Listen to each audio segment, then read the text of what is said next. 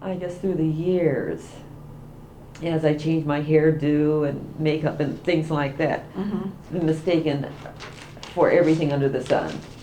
And people would ask, in other words, a good example, I might mention this, it was something that came up when I was at Great Western Savings. I was having lunch with a young woman, and she was from Hawaii originally.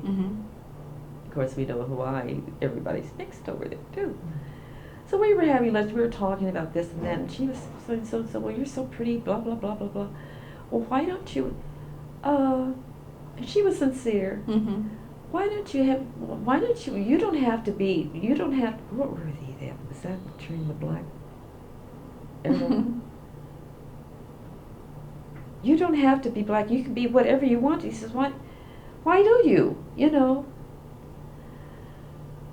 I didn't have time to go into it at that time. I said, because I am what I am. And if I had a choice, I would choose to be black. I said, what are you? Well, she identified as being white, Hawaiian.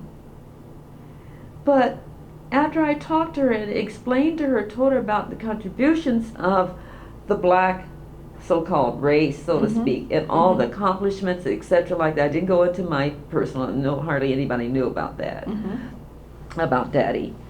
And hey, this is the beauty of the whole thing, everything. Why bother?